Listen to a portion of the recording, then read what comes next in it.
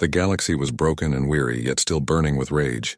For 7 long years, the Care Dominion and the Siral Coalition had torn each other apart.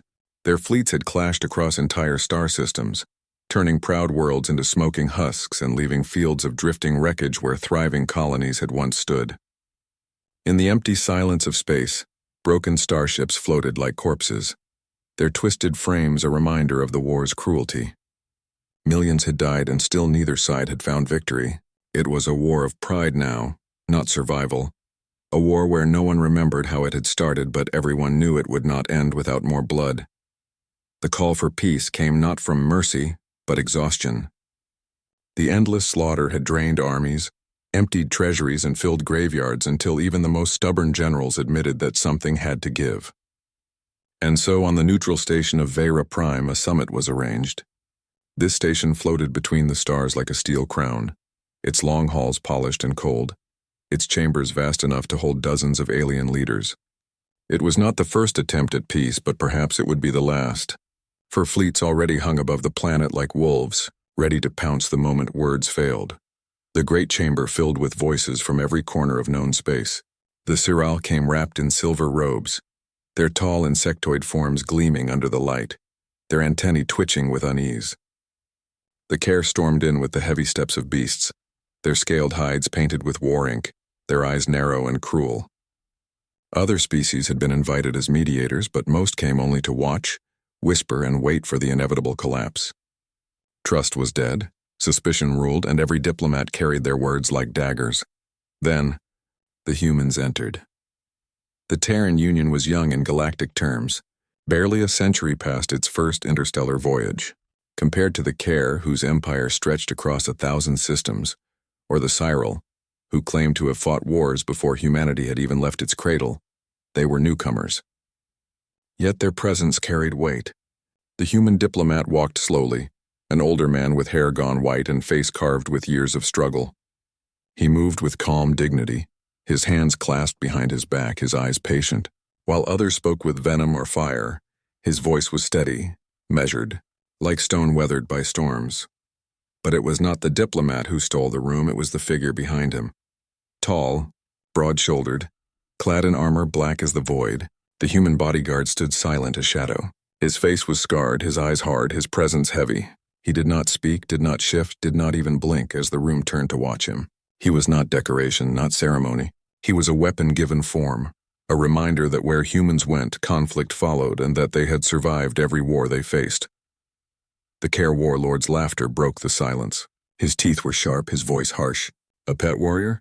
Does he fetch as well? Or does he only bare his teeth when told?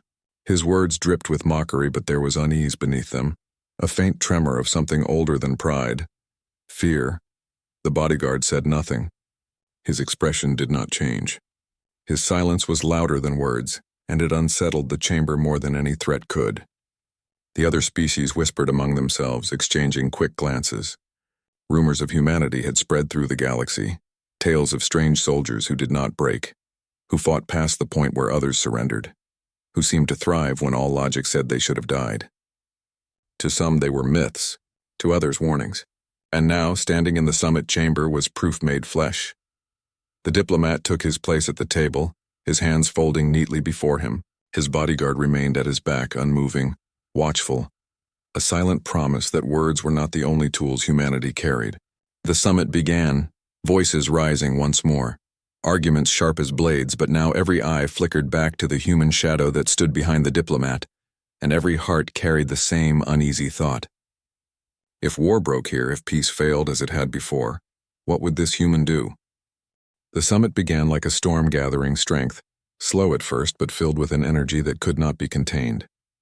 The diplomats sat across from one another, faces tight, voices sharp, every word heavy with old wounds. The Care warlord slammed demands onto the table, his claws scraping grooves into the polished surface as he growled for tribute, for planets, for blood to avenge the years of battle. The Siral leader struck back with words like knives, accusing the Care of slaughtering colonies, of burning farms and cities where children had lived, of crimes so foul that peace itself seemed like betrayal to the dead. Around them, other species tried to speak reason, but their words were drowned by the fire.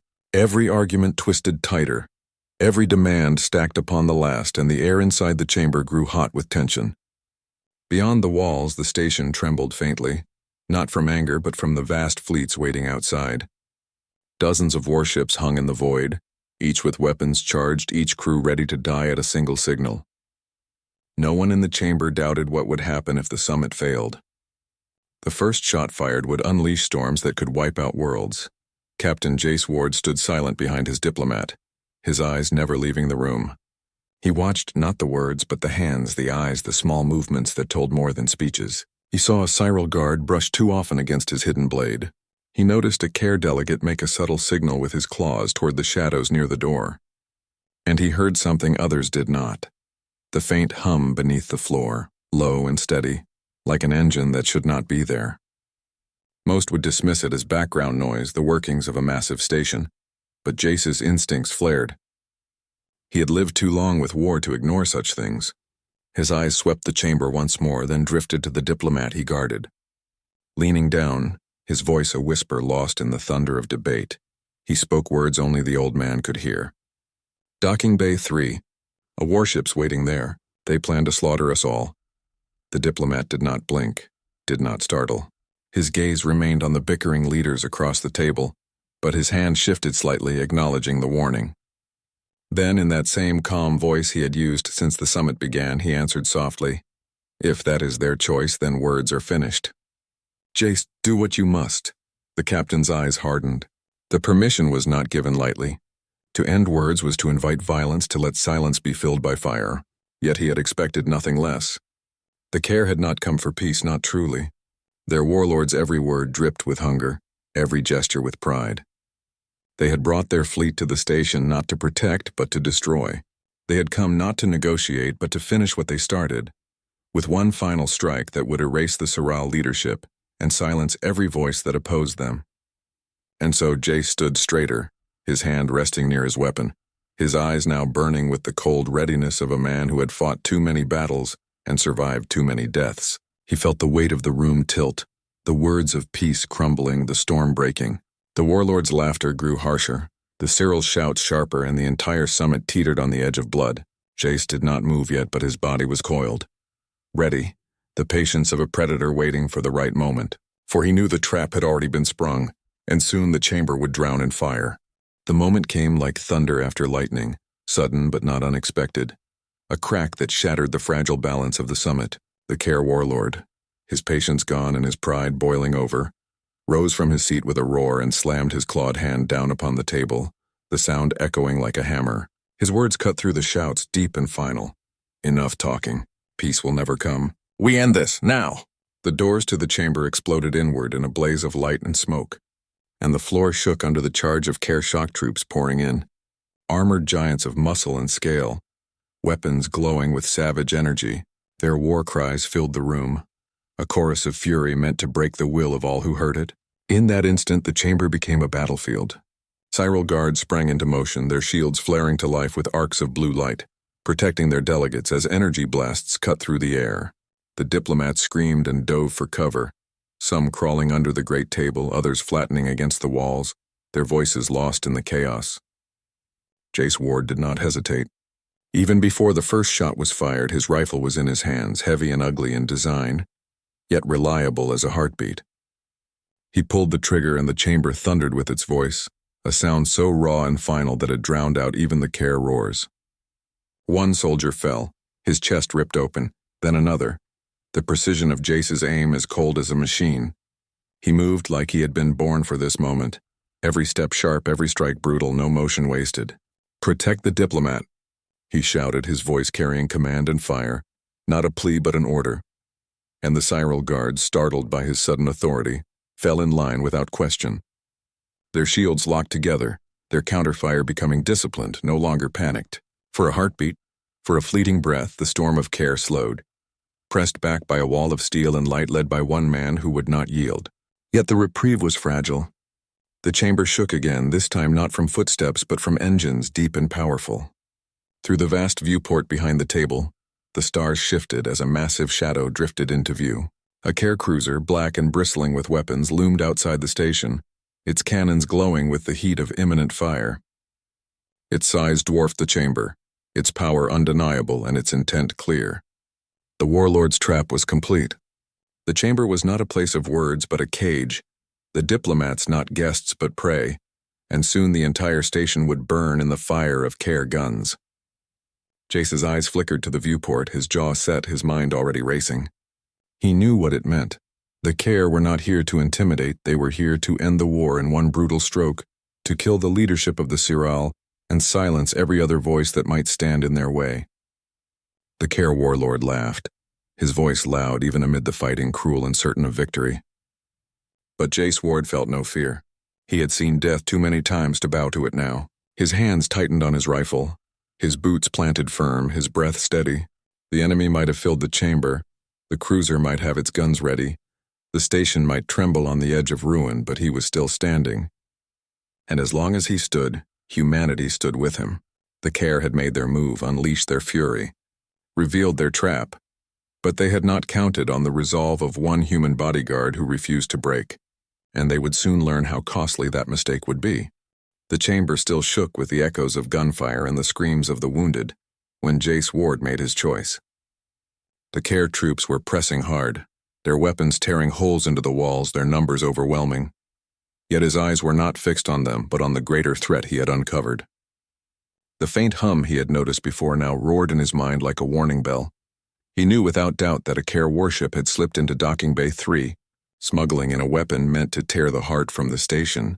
If that bomb detonated, it would not only kill every diplomat in the chamber, but split the station's core, scattering its pieces into the void.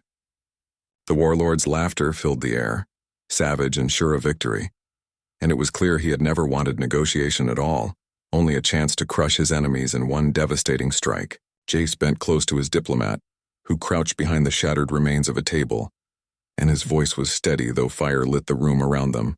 They brought a bomb. Bay 3. If it goes off, everything ends here. The old man looked up at him, his calm eyes filled not with panic but with weary understanding, and he gave the smallest of nods, his voice quiet but firm. Then go, Jace. End it. The captain rose without another word, his rifle in his hands, his armor scorched and torn, and he turned toward the burning halls of the station. 3 Siral guards, antennae twitching nervously, moved to follow, their shields sparking under stray fire. Jace didn't ask for their help, but he didn't turn them away either. He had learned long ago that sometimes courage needed only a spark to rise, and perhaps these guards would become more than they had ever been if they saw what one man could do. Together they broke from the chamber, diving into the corridors beyond where the true chaos waited. Smoke filled the halls, alarms screamed from every speaker, and water sprayed from shattered pipes, turning the floor slick and shining with the reflection of fire. Care soldiers poured in from every passage, their roars echoing as they tore through doors and bulkheads with claws and plasma cutters. Jace led the charge with the fury of a storm, his rifle spitting fire, each shot finding its mark with brutal precision. His movements were not graceful, not clean, but they were relentless. Each step forward carved in blood and willpower. The Siral guards followed in awe, their shields flashing bright as they deflected blasts, their own weapons striking true with a discipline they had never known they carried. Jace's voice rose above the din, barking orders, sharp and clear, his presence like iron pulling them forward. The Care fell back under the onslaught, their advance slowed by the sheer ferocity of the humans and their unlikely allies, but still they came, endless and roaring. Jace pressed on, every wound ignored, every burn forgotten, until at last the corridor opened into the docking bay. And there it was, the Care warship looming in the cavernous space, its engines humming, its dark hull bristling with weapons. At its heart stood the bomb, a massive device glowing with sickly light, guarded by hundreds of soldiers and engineers who worked feverishly at their controls. The Siral gasped at the sight, their hearts faltering at the scale of what lay before them. But Jace only tightened his grip on his weapon and cracked his knuckles against the grip, a grim smile curling on his battered face. "All right," he muttered, his voice carrying the weight of a man who had seen too many battles to fear the next. "Let's end a war." And with that he charged headlong into the fire. The docking bay became a storm of blood and fire the moment Jace Ward charged, his roar drowned only by the thunder of his rifle as it spat death into the ranks of the Care. Soldiers turned in shock, not expecting a lone human to attack an army. But hesitation cost them lives. The first fell with a blast that tore through his chest, the second with a strike that shattered his jaw, the third with a knife that flashed in Jace's hand when his rifle emptied. He fought without pause, a living tempest, each motion carrying the weight of a man who refused to surrender. The Cyril guards behind him followed with wide eyes, their fear burning into courage as they witnessed his ferocity. Shields locked, weapons steady. They surged with him, their discipline sharpened by his presence until they seemed more like warriors than diplomats' escorts. The Care countered with everything they had, blasts that scorched the walls, claws that tore through armor, roars that shook the air, but Jace cut through them with brutal efficiency. His armor cracked, his skin burned, blood ran down his arms, yet he did not slow, did not falter. Every time he should have fallen, he rose again, his will unbroken, and the Care began to fear him, whispering in their own tongue that this human was no ordinary soldier but something worse, something relentless, something death itself had failed to claim. He pressed forward, carving a path through the endless tide, and the Cyril moved with him, their voices rising in cries that matched his fury. The dock became a river of fire, bodies falling, sparks showering from broken machines, alarms screaming louder with every strike. And then at last, Jace reached the heart of the bay where the bomb stood glowing like a star, its surface alive with runes and wires, a weapon meant to unmake the station in an instant. Engineers shrieked as he came, clawing at controls, soldiers throwing themselves at him in desperation. But Jace fought like a man who knew this was the end, either for the war or for himself. His rifle smashed skulls when bullets ran out, his fists broke jaws, his boots crushed throats, and still he pressed on until his hand finally struck the console of the bomb. His fingers flew over controls he barely understood. But instinct guided him. Sharp memory of alien tech from wars past giving him speed, the Cyril shouted in terror, afraid he would trigger the device, but Jace ignored them, his eyes locked on the glowing sequence. He did not try to disarm it, knowing the Care had designed it against tampering. Instead, he rewrote its purpose, his mind working faster than his battered body had any right to.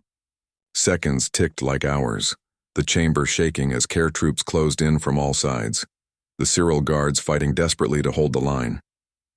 Then Jace struck the final command, and the bomb vanished in a flash of light, not detonating but teleporting, pulled through space and time into the engine room of the Care cruiser that loomed outside the station.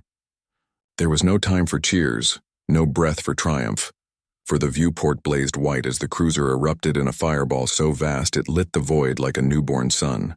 The explosion tore the warship apart, its pieces scattering into the darkness, its fleet faltering in shock.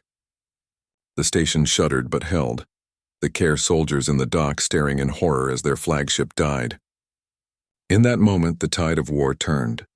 The Cyril fleet outside, watching the blaze, surged forward with renewed strength, striking while the Care reeled in chaos. Jace sagged against the console, blood dripping from his armor, his chest heaving with ragged breaths. 3 minutes. That was all it had taken. 3 minutes of fury, fire, and will to shatter the Care's plan and end the war they had carried for years. Around him, the dock fell silent, the Care frozen in disbelief, the Cyril staring at him with awe as though he were no man but something greater. And though pain racked his body and darkness pulled at his vision, Jace straightened once more, his voice hoarse but steady as he whispered to no one and everyone at once. Not today. The chamber was silent when Jace Ward returned, his armor scorched, his face streaked with blood, his steps heavy but unbroken. The echoes of battle still clung to him, every movement carrying the weight of the slaughter he had walked through, and yet his eyes were steady, hard as stone. In his hand he carried his broken rifle, the weapon battered and useless, but he laid it down on the table before the Care warlord with a sound that cut the silence like a blade. The warlord, who had mocked him hours before, stared at the human as though seeing a ghost, his eyes wide with disbelief, his scales trembling. Jace's voice came low and rough, every word carved from exhaustion and fire. 3 minutes. That's all it took. Try again, and I'll make it 1. The words hung heavy in the air, not shouted, but spoken with such calm certainty that they struck harder than any threat. No one in the chamber dared to answer. The Cyril leader, antennae trembling, stood slowly, his voice shaking but clear. The Terran Bodyguard has done what our fleets could not. He has ended the Care's war in a single stroke. There is no need for more death. The treaty will be signed today. All eyes turned back to the Care warlord, whose pride had once filled the room like fire. But now he bowed his head, his claws clenching against the table as his voice rumbled low, broken not by defeat alone but by something heavier, fear. He did not answer with more laughter nor with another boast. He simply lowered his gaze, the first submission he had ever given to an enemy. The chamber shifted then, the air no longer hot with fury but heavy with something else, something no less sharp. Respect perhaps, or dread, or both. The other diplomats whispered softly, their voices unsure, but none dared to challenge the moment. The old Terran diplomat, weary and pale, pushed himself to his feet and crossed to Jace's side. His hand rested lightly on the soldier's burned shoulder, his smile faint but real. "History will not remember me," he said quietly, his voice carrying across the still chamber. "It will remember you." But Jace only shook his head, his jaw tight, his gaze not on the diplomats or the care or the fleets beyond the stars, but on the blood that still stained his hands. "It doesn't matter who they remember," he murmured, his voice hoarse with weariness. "Only that the killing stops." For a long moment no one spoke. Outside the station, the Cyral fleet pressed its advantage, driving the Care back in disarray, the war dissolving faster than it had ever burned. Inside, the leaders who had once traded insults now sat in silence, the weight of their choices heavy upon them. And at the heart of it all stood one man, scarred and bloodied, who had fought not for glory or power but simply to protect and to end the endless fire. In the days and years to come, the story would spread across the galaxy. Some would call him a monster, others a savior, but all would agree on one truth, that when the Diplomat brought a human bodyguard, the war ended in minutes. And though Jace Ward would carry the scars of those minutes for the rest of his life, though sleep would bring back the roar of engines and the screams of dying men, he found a grim peace in knowing he had done what needed to be done. The galaxy would heal slowly, painfully, but it would heal because one man had refused to let it burn any longer. And for the first time in years, the stars beyond Vera Prime shone without the shadow of war.